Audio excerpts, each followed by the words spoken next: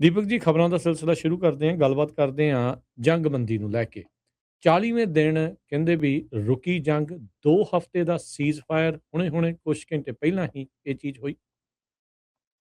ਬਿਲਕੁਲ ਜੀ, ਲਗਾਤਾਰ ਅਮਰੀਕਾ ਵੱਲੋਂ ਵਾਇਆ ਪਾਕਿਸਤਾਨ ਇਸ ਗੱਲ ਦੀ ਕੋਸ਼ਿਸ਼ ਕੀਤੀ ਜਾ ਰਹੀ ਕਿ ਕਿਸੇ ਤਰ੍ਹਾਂ ਇਹ ਗੱਲ ਸਿਰੇ ਲੱਗੇ, ਕਿਉਂਕਿ ਈਰਾਨ ਬਾਰ-ਬਾਰ ਇਹਨਾਂ ਦੇ ਜਿਹੜਾ ਇਹਨਾਂ ਵੱਲੋਂ ਤਜਵੀਜ਼ ਭੇਜੀ ਜਾ ਰਹੀ ਸੀ, ਉਸ ਨੂੰ ਖਾਰਜ ਕਰ ਰਿਹਾ ਸੀਗਾ ਤੇ ਆਖਰ ਫਿਰ ਕੁਝ ਸ਼ਰਤਾਂ ਨਰਮ ਹੋਈਆਂ ਹੋਣਗੀਆਂ ਜਾਂ ਉਹਦੇ ਅਨੁਸਾਰ ਕੁਝ ਸ਼ਰਤਾਂ ਤੈਅ ਹੋਈਆਂ ਹੋਣਗੀਆਂ ਤੇ ਜਿਸ ਤੋਂ ਬਾਅਦ ਈਰਾਨ ਮੰਨਿਆ। ਵੈਸੇ ਤਾਂ ਜੇ ਤੁਸੀਂ ਅਮਰੀਕਾ ਦੇ ਰਾਸ਼ਟਰਪਤੀ ਡੋਨਲਡ ਟਰੰਪ ਦੀ ਮੰਨੋ ਤਾਂ ਉਹ ਕਹਿੰਦਾ ਵੀ ਉਹ ਹੋਰਮੁਜ਼ ਖੋਲਣ ਦੇ ਲਈ ਤੁਰੰਤ ਤਿਆਰ ਹੋ ਗਏ ਤੇ ਇਸੇ ਸ਼ਰਤ ਤੇ ਅਸੀਂ ਸੀਜ਼ਫਾਇਰ ਦੇ ਵੱਲ ਵਧੇ ਹਾਂ। ਸੋ ਇਸ ਲਈ ਉਹ ਕਹਿੰਦੇ ਕਿ ਇਹ ਜਿੱਤ ਦੇ ਜਸ਼ਨ ਮਤਲਬ ਮਨਾਏ ਜਾ ਰਹੇ ਨੇ ਸਾਡੇ ਵੱਲੋਂ ਤਾਂ ਕਿ ਅਸੀਂ ਜਿੱਤ ਗਏ ਹਾਂ, ਪਰ ਤਾਂ ਵੀ ਇਹ ਸੀਜ਼ਫਾਇਰ ਹੈ ਤੇ ਅਸੀਂ 2 ਹਫ਼ਤਿਆਂ ਦੇ ਲਈ ਕਿਸੇ ਤਰ੍ਹਾਂ ਦਾ ਹਮਲਾ ਇੱਕ ਦੂਸਰੇ ਤੇ ਨਹੀਂ ਕਰਾਂਗੇ। ਇਜ਼ਰਾਈਲ ਵੱਲੋਂ ਵੀ ਤੇ ਅਮਰੀਕਾ ਵੱਲੋਂ ਲਗਭਗ ਤੈਅ ਹੈ, ਪਰ ਇਹ ਦੇਖਣਾ ਹੋਏਗਾ ਕਿ ਇਜ਼ਰਾਈਲ ਇਸ ਸੀਜ਼ਫਾਇਰ ਦਾ ਹਿੱਸਾ ਸਿੱਧੇ ਰੂਪ 'ਚ ਬਣਿਆ ਕਿ ਨਹੀਂ, ਇਹ ਅਜੇ ਘਟਨਾਵਾਂ ਤੋਂ ਨਜ਼ਰ ਰੱਖਣੀ ਪਏਗੀ।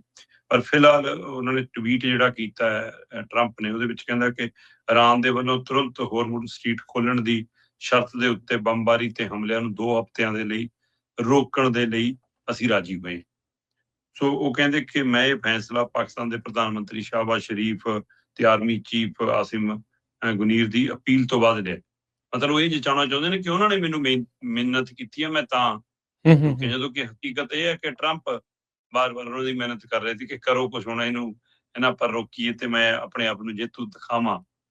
ਤੇ ਚਲੋ ਈਰਾਨ ਤੇ ਕਹਿੰਦੇ ਅਮਰੀਕਾ ਦੇ ਵਿਚਾਲੇ 10 ਪੁਆਇੰਟਾਂ ਦਾ ਇੱਕ ਤਜਵੀਜ਼ ਸੀਗੀ, ਜਿਨ੍ਹਾਂ ਦੇ ਉੱਤੇ ਕੁਝ ਨੁਕਤਿਆਂ ਤੇ ਸਹਿਮਤੀ ਬਣੀ ਹੈ ਤੇ ਫਿਲਹਾਲ ਇਸ ਨੂੰ ਟੈਂਪਰੇਰੀ ਸਹਿਮਤੀ ਵਜੋਂ ਦੇਖਿਆ ਜਾ ਰਿਹਾ, ਜਾਂ ਇਸ ਉਮੀਦ ਨਾਲ ਦੇਖਿਆ ਜਾ ਰਿਹਾ ਕਿ ਜੇ ਇਸ ਨੁਕਤੇ ਤੇ ਹੁਣ ਜੰਗ ਰੁਕ ਗਈ ਆ ਤਾਂ ਟੇਬਲ ਟਾਕ ਦੇ ਰਾਹੀਂ ਗੱਲ ਨੇੜੇ ਲੱਗ ਜਾਏਗੀ।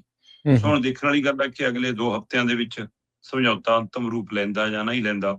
ਤੇ ਫਿਲਹਾਲ ਇਹ ਵੱਡੀ ਰਾਹਤ ਹੈ, ਔਰ ਇਹ ਰਾਹਤ ਇਸੇ ਤਰੀਕੇ ਨਾਲ ਸਮਝਣ ਦੀ ਲੋੜ ਹੈ ਕਿ ਜਿੱਥੇ ਬੰਬਾਰੀ ਰੁਕੇਗੀ, ਜਿੱਥੇ ਜਾਨੀ ਮਾਲੀ ਨੁਕਸਾਨ ਤੋਂ ਰੋਕ ਆਏਗੀ, ਕਿਉਂਕਿ ਕੱਲ ਰੇਲਵੇ ਲਾਈਨਾਂ ਜਿਵੇਂ ਈਰਾਨ ਦੀਆਂ ਨਿਸ਼ਾਨਾ ਬਣਾਈਆਂ ਜਾ ਰਹੀਆਂ ਸੀਗੀਆਂ, ਉਹਨਾਂ ਦੇ ਪੁਲ ਜਿਵੇਂ ਨਿਸ਼ਾਨਾ ਬਣਾਏ ਜਾ ਰਹੇ ਸੀ, ਔਰ ਈਰਾਨ ਨੇ ਕਹਿਤਾ ਸੀ ਅਸੀਂ ਫੇਰ ਵੱਖ-ਵੱਖ ਮੁਲਕਾਂ ਦੇ ਵਿੱਚ ਅਮਰੀਕੀ ਟਿਕਾਣੇ ਜਾਂ ਉਹਨਾਂ ਦੀ ਯੂਨੀਵਰਸਿਟੀਆਂ, ਕਾਲਜਾਂ ਜਾਂ ਕੰਪਨੀਆਂ ਨੂੰ ਨਿਸ਼ਾਨਾ ਬਣਾਵਾਂਗੇ। ਇਹਦੇ ਨਾਲ ਇੱਕ ਵਾਰ ਫਿਰ ਜੰਗ ਭਿਆਨਕ ਰੂਪ ਵੱਲ ਵਧਣ ਦਾ ਖਦਸ਼ਾ ਪੈਦਾ ਹੋ ਗਿਆ ਸੀ।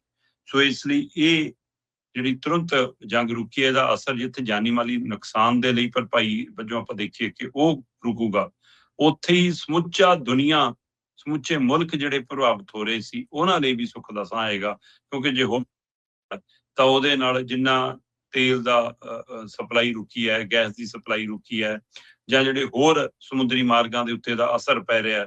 ਸੋ ਇਸ ਲਈ ਜਿਵੇਂ ਮੁਲਕਾਂ ਦੇ ਵਿੱਚ ਅਚਾਨਕ ਰੇਟ ਵੱਧ ਕੇ ਤੇਲ ਗੈਸ ਦੇ, ਚਾਹੇ ਉਹ ਗੱਡੀਆਂ ਵਾਲਾ, ਚਾਹੇ ਬਾਕੀ ਸਾਰਾ ਕੁਛ ਹੈ, ਸੋ ਉਸੇ ਦਾ ਅਸਰ ਅਸੀਂ ਪਾਕਿਸਤਾਨ ਤੋਂ ਲੈ ਕੇ ਇੱਧਰ ਵੀ ਦੇਖਦੇ। ਪਾਕਿਸਤਾਨ 'ਚ ਤਾਂ ਰਾਜਕਰਮਜੀਤ ਜੀ ਪਾਬੰਦੀਆਂ ਲੱਗੀਆਂ ਸੀਗੀਆਂ ਕਿ 8 ਵਜੇ ਤੋਂ ਬਾਅਦ ਬਾਜ਼ਾਰ ਬੰਦ ਕਰ ਦਿਓ, ਹੈ ਨਾ। ਵਿਆਹ ਤੁਸੀਂ ਘਰੇ ਕਰਨਾ, ਪੈਲਸ 'ਚ ਕਰਨਾ, ਕਿਤੇ ਵੀ ਕਰਨਾ, ਉਹਦੇ ਉੱਤੇ ਲਗਭਗ ਸੀਮਤ ਹੋ ਗਈਆਂ ਸੀ ਸਾਰੀ ਚੀਜ਼ਾਂ ਕਿ ਇੰਨੇ ਵਜੇ ਤੋਂ ਬਾਅਦ ਕੁਛ ਨਹੀਂ ਕਰ ਸਕਦੇ। ਉਹ ਕੁਛ ਰੋਕ ਲੱਗ ਗਈ ਸੀ ਤੇ ਉਹਦਾ ਹੀ ਪਰਛਾਵਾਂ ਸਾਡੇ ਪੈਣ ਦਾ ਵੀ ਖਤਰਾ ਖੜਾ ਸੀਗਾ ਤੇ ਕਿ ਕਿਤੇ ਇੱਧਰ ਵੀ ਕੁਝ ਅਜਿਹੀਆਂ ਰੋਕਾਂ ਲੱਗ ਜਾਵੇ। ਬੇਸ਼ੱਕ ਸਾਡੇ ਕੱਲ ਵੀ 2 ਲੰਘ ਕੇ ਆਏ ਨੇ ਬੇੜੇ, ਪਰ ਫਿਰ ਵੀ।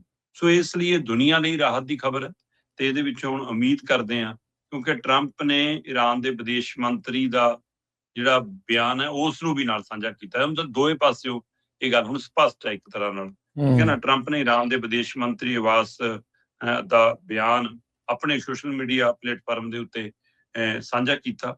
ਇਸ ਬਿਆਨ ਵਿੱਚ ਵੀ 2 ਹਫ਼ਤਿਆਂ ਦੇ ਸੀਜ਼ਫਾਇਰ ਦੇ ਸਮਝੌਤੇ ਤੇ ਹੋਰਮੁਜ਼ ਖੋਲਣ ਦੀ ਪੁਸ਼ਟੀ ਹੋਈ ਹੈ। ਸੋ ਇਸ ਲਈ ਇਹ ਦੁਨੀਆ ਲਈ ਰਾਹਤ ਦੀ ਖਬਰ ਹੈ, ਪਰ ਉਮੀਦ ਕਰਦੇ ਹਾਂ ਕਿ ਪਰਮਾਨੈਂਟ ਸਮਝੌਤਾ ਹੋਵੇ, ਔਰ ਸਮਝੌਤੇ ਦਾ ਮਤਲਬ ਦੋਏ ਧਿਰਾਂ ਬਰਾਬਰੀ ਤੇ ਤੈਅ ਹੁੰਦੀਆਂ ਨਾ ਕਿ ਹੋਵੇ ਕਿ ਇੱਕ ਨੂੰ ਡਰਾ ਕੇ ਦਬਾ ਕੇ। ਸੋ ਹੁਣ ਦੇਖਣ ਵਾਲੀ ਗੱਲ ਹੈ ਕਿ ਇਹ ਸਮਝੌਤਾ ਕਿਸ ਆਧਾਰ ਤੇ ਹੁੰਦਾ ਤੇ ਅੱਗੇ ਨੂੰ ਹਮਲੇ ਨਹੀਂ ਹੋਣਗੇ, ਕਿ ਇਹ ਵੀ ਜਿਹੜੀ ਈਰਾਨ ਦੀ ਸ਼ਰਤ ਸੀ ਉਸ ਨੂੰ ਵੀ ਮੰਨਿਆ ਜਾਂਦਾ ਜਾਂ ਨਹੀਂ, ਇਹ ਦੇਖਣ ਵਾਲੀ ਗੱਲ ਹੈ। ਫਿਲਹਾਲ ਜੰਗ ਰੁਕ ਗਈ ਹੈ, ਇਹ ਰਾਹਤ ਭਰੀ ਖਬਰ ਹੈ ਜੀ। ਦੀਪਕ ਜੀ, ਆਪਾਂ ਨੂੰ ਪਤਾ ਵੀ ਜਿਹੜੇ ਮੁਲਕ 'ਚੋਂ ਤੇ ਉੱਥੇ ਤੇ ਆਪਣੇ ਗਵਾਂਢੀ ਮੁਲਕ ਦਾ ਹਮੇਸ਼ਾ ਪੇਚਾ ਇਸ ਚੀਜ਼ ਨੂੰ ਲੈ ਕੇ ਪਿਆ ਰਹਿੰਦਾ ਆ। ਕੀ ਇਹ ਜੰਗਬੰਦੀ 'ਚ ਪਾਕਿਸਤਾਨ ਦਾ ਨਾਂ ਆਉਣ ਦੇ ਨਾਲ ਜਾਂ ਉਹਦਾ ਨਾਮ ਲੈ ਕੇ ਟਰੰਪ ਹੁਣੀ ਇਹ ਜਿਹੜਾ ਕਹਿ ਰਹੇ ਆ, ਇਸ ਚੀਜ਼ ਦਾ ਕੋਈ ਉੱਥੇ ਰੌਲਾ ਗੌਲਾ ਆਪਾਂ ਭਾਰਤ ਵਿੱਚ ਵੀ ਦੇਖ ਰਹੇ ਆ, ਉਹਨੂੰ ਕਿੱਦਾਂ ਜਿਹੜਾ ਉਹ ਵਾਚ ਕਰ ਰਹੇ ਨੇ? ਦੇਖੋ, ਆਪਾਂ ਪਹਿਲਾਂ ਵੀ ਗੱਲ ਕਰਦੇ ਰਹੇ ਹਾਂ ਕਿ ਜਿਸ ਤਰ੍ਹਾਂ ਇਹ ਜੰਗ ਚੱਲ ਰਹੀ ਹੈ ਉਹਦਾ ਅਸਰ ਭਾਰਤ ਪਾਕਿਸਤਾਨ ਦੇ ਮਾਮਲਿਆਂ ਤੇ ਇਸ ਕਦਰ ਪੈ ਰਿਹਾ ਕਿ ਸਾਡੀ ਵੀ ਜੋ ਆਪਸ ਵਿੱਚ ਤਣਾਅ ਦੀ ਸਥਿਤੀ ਹੈ ਉਹ ਜਿਉਂ ਦੀ ਤਿਉਂ ਬਰਕਰਾਰ ਹੈ। ਹੂੰ, ਔਰ ਉਹਦੇ ਵਿੱਚ ਖਾਸ ਪਹਿਲੂ ਇਹ ਵੀ ਹੈਗਾ ਕਿ ਜਿਸ ਤਰ੍ਹਾਂ ਅਮਰੀਕਾ ਹੁਣ ਪਾਕਿਸਤਾਨ ਨੂੰ ਜ਼ਿਆਦਾ ਤਵੱਜੋ ਦੇ ਰਿਹਾ ਹੈ, ਉਹਦੇ ਨਾਲ ਵਿਰੋਧੀ ਧਿਰਾਂ ਰਾਜਨੀਤਿਕ ਦਲ ਨਰਿੰਦਰ ਮੋਦੀ ਨੂੰ ਸਵਾਲ ਤਾਂ ਕਰਨ ਲੱਗੇ ਨੇ ਕਿ ਮਿੱਤਰ ਮਿੱਤਰ ਦਾ ਰਾਗ ਤੁਸੀਂ ਅਲਾਪਦੇ ਰਹੇ ਹੈ ਨਾ, ਉਹਦੇ ਲਈ ਜਾ ਕੇ ਚੋਣ ਪ੍ਰਚਾਰ ਵੋਟਾਂ ਕਰਦੇ ਰਹੇ ਹੈ ਨਾ, ਤੁਹਾਨੂੰ ਇਜ਼ਰਾਈਲ ਵਾਲੇ ਪਾਸੇ ਧੱਕਿਆ ਸੀ ਤੇ ਸਮਝੌਤੇ ਦੇ ਲਈ ਈਰਾਨ ਉਹਨੂੰ ਭੇਜ ਰਹੇ ਨੇ। ਸੋ ਇਹ ਜਦੋਂ ਤਾਂ ਵੀ 2 ਦਿਨ ਪਹਿਲਾਂ ਤੁਸੀਂ ਜਾਓ ਤੇ ਤੁਹਾਨੂੰ ਕੋਈ ਜਾਣਕਾਰੀ ਵੀ ਨਾ ਹੋਵੇ ਇਸ ਗੱਲ ਦੀ ਕਿ ਜੰਗ ਲੱਗਣ ਵਾਲੀ ਹੈ, ਤੇ ਤਾਂ ਖਤਰਨਾਕ ਸੀ ਕਿ ਤੁਸੀਂ ਆਪਣੇ ਆਪ ਨੂੰ ਜਾਂ ਸੁਰੱਖਿਆ ਦਸਤਿਆਂ ਨੂੰ ਸਵਾਲ ਹੈ ਕਿ ਤੁਸੀਂ ਭਾਰਤ ਦੇ ਪ੍ਰਧਾਨ ਮੰਤਰੀ ਨੂੰ ਕਿਵੇਂ ਖਤਰੇ ਦੇ ਮੂੰਹ ਚ ਪਾਇਆ ਸੀ, ਜੰਗ ਵਾਲੇ ਮੁਲਕਾਂ ਚ ਕਿਵੇਂ ਭੇਜਤਾ। ਹੂੰ, ਪਰ ਉਹਦੇ ਬਾਵਜੂਦ ਵੀ ਮਤਲਬ ਸਰਕਾਰ ਇਸ ਮਸਲੇ ਤੇ ਮੂੰਹ ਖੋਲਣੋਂ ਕੰਨੀ ਕਤਰਾ ਰਹੀ ਹੈ, ਜਦੋਂ ਕਿ ਫਿਕਰ ਇਸ ਗੱਲ ਦਾ ਕਿ ਕਿਤੇ ਭਾਰਤ ਪਾਕਿਸਤਾਨ ਚ ਕੋਈ ਜਿਹੜੀ ਉਹ ਦਬੀ ਹੋਈ ਅੱਗ ਆ ਉਹ ਫੇਰ ਨਾ ਸੁਲਗ ਪਵੇ, ਕਿਉਂਕਿ ਉੱਥੋਂ ਦੇ ਜਿਹੜੇ ਰੱਖਿਆ ਮੰਤਰੀ ਨੇ ਉਹਨੇ ਕਿਹਾ ਸੀ ਅਸੀਂ ਇਸ ਵਾਰ ਤਾਂ ਕਲਕੱਤੇ ਤੱਕ ਮਾਰ ਕਰਾਂਗੇ, ਹੂੰ, ਹੂੰ, ਸਾਡੀ ਤਿਆਰੀ ਹੈ, ਅਸੀਂ ਐਂ ਕਰ ਲਾਂਗੇ। ਤੇ ਉਧਰ ਰਾਜਨਾਥ ਸਿੰਘ ਨੇ ਵੀ ਕਿਹਾ ਕਿ ਆ ਕੇ ਤਾਂ ਦੇਖੋ ਸੁਪੜਾ ਸਾਫ਼ ਕਰ ਦਾਂਗੇ, ਪਾਕਿਸਤਾਨ ਨਕਸ਼ੇ ਤੋਂ ਨਹੀਂ ਲੱਭੂਗਾ। ਸੋ ਇਹੀ ਜਿਹੀਆਂ ਇਹ ਜਿਹੜੀ ਬਿਆਨਬਾਜ਼ੀ ਹੈ ਚਿੰਤਾ ਵੀ ਵਧਾ ਰਹੀ ਹੈ, ਪਰ ਉਹਦੇ ਵਿੱਚ ਕਿਤੇ ਨਾ ਕਿਤੇ ਇਹ ਵੀ ਹੈ ਕਿ ਕਿਉਂਕਿ ਸੰਸਦ ਚ ਵੀ ਇਹ ਸਵਾਲ ਉੱਠੇ ਸੀਗੇ ਵੀ ਦਲਾਲੀ ਕਰ ਰਿਹਾ ਜੀ ਪਾਕਿਸਤਾਨ ਤਾਂ ਹੈ, ਤੇ ਕੁਝ ਤਰ੍ਹਾਂ ਕਹਿ ਰਹੀਆਂ ਸੀ ਵੀ ਅਗਲਿਆਂ ਨੇ ਵਿਚੋਲਾ ਬਣਾਇਆ, ਤੁਹਾਨੂੰ ਕਿਉਂ ਨਹੀਂ ਬਣਾਇਆ। ਸੋ ਇਹ ਦਲਾਲੀ ਤੇ ਵਿਚੋਲੇ ਵਾਲੀ ਤਕਰਾਰ ਵੀ ਸਾਡੇ ਇੱਥੇ ਹੈਗੀ ਹੈ। ਸੋ ਇਹ ਰਾਜਨੀਤਿਕ ਤੌਰ ਦੇ ਉੱਤੇ ਵੀ ਹੈਗਾ ਤੇ ਜੇ ਅਮਰੀਕਾ ਨੂੰ ਤਵੱਜੋ ਦਿੰਦਾ ਤਾਂ ਇਹਦੇ ਅਰਥ ਵੀ ਹੋਰ ਲਏ ਜਾ ਰਹੇ ਨੇ। ਸੋ ਚੀਨ ਤੇ ਰੂਸ ਜਿਵੇਂ ਖੁੱਲ ਕੇ ਖੜੇ, ਕਿਉਂਕਿ ਉਹ ਕੱਲ ਨਾਟੋ ਕਰਨਾ ਚਾਹੁੰਦੇ ਸੀ ਮੁਲਕਾਂ ਨੂੰ ਇਹ ਨਾ ਵੀਟੋ ਪਾਵਰ ਰਾਹੀਂ ਜੇ ਸਾਰਾ ਕੁਝ, ਜੀ, ਜੀ, ਤੇ ਉੱਥੇ ਵੀ ਉਹ ਗੱਲ ਨਹੀਂ ਬਣੀ।